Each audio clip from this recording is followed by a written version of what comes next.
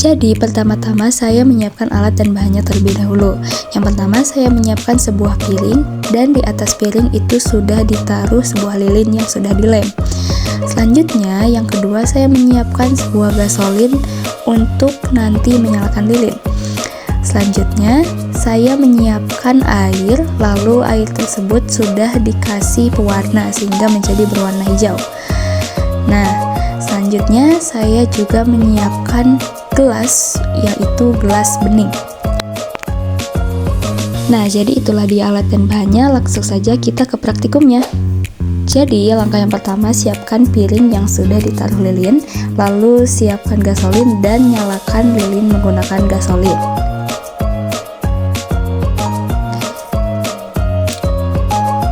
Setelah lilin dinyalakan menggunakan gasolin, lalu kita menuangkan cairan atau air yang berwarna tadi ke dalam piring. Nah, setelah dituangkan air tersebut ke dalam piring, lalu kita ambil gelas bening yang sudah tadi disiapkan, yang itu. Nah, setelah itu kita taruh atau kita tutup lilin menggunakan gelas bening tersebut. Lalu lihat reaksi yang terjadi. Jadi bisa dilihat reaksinya ketika lilin ditutup menggunakan gelas, cairan yang berada di luar permukaan gelas akan masuk ke dalam permukaan gelas dan menyebabkan lilin menjadi padam.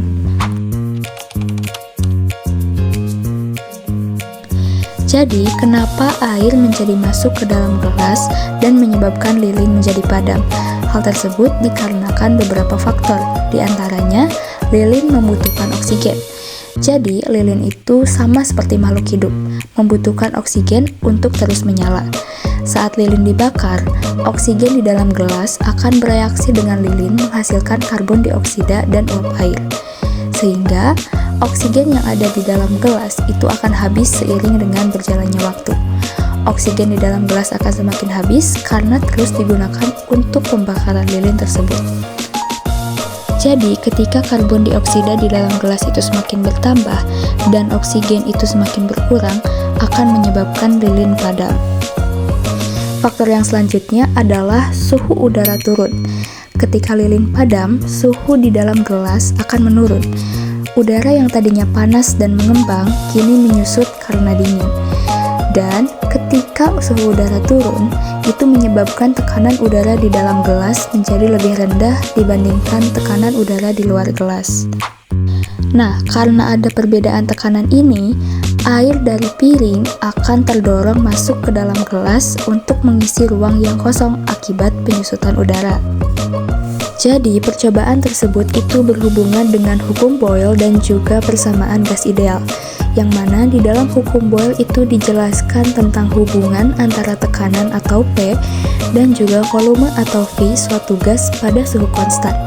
Bunyi hukum Boyle adalah pada suhu konstan, tekanan atau P suatu gas berbanding terbalik dengan volumenya atau V. Secara matematis, hukum Boyle dapat ditulis sebagai P dikali V sama dengan K. Maksud daripada tekanan suatu gas berbanding terbalik dengan volumenya itu terdapat pada percobaan yang tadi telah kita lakukan. Jadi, ketika sebuah lilin itu ditutup dengan gelas, menyebabkan permukaan yang ada di dalam gelas itu tekanannya menjadi rendah. Sehingga air yang tadinya berada di luar gelas itu bisa masuk ke dalam permukaan gelas karena tekanan yang ada di dalam permukaan gelas itu rendah. Sehingga ketika tekanan yang ada di dalam gelas itu rendah, maka volume airnya itu menjadi berbanding terbalik. Artinya, volume airnya menjadi banyak. Atau bisa kita katakan ketika tekanan yang ada di dalam gelas itu rendah, volume airnya tinggi. Bisa diibaratkan dengan masuknya air ke dalam permukaan gelas tersebut. Jadi, pernyataan hukum Boyle ini terbukti benar karena tekanan yang ada di dalam gelas yang rendah itu berbanding terbalik dengan volume air yang masuk ke dalam gelas tersebut. Meskipun hukum Boyle ini berkaitan dengan percobaan yang telah kita lakukan, tapi hukum Boyle ini secara tegas menyatakan bahwa hubungan antara tekanan dan volume suatu gas berbanding terbalik hanya berlaku pada suhu konstan. Sedangkan pada percobaan yang telah dilakukan, suhu yang ada di dalam gelas itu tidaklah konstan karena mengalami perubahan suhu.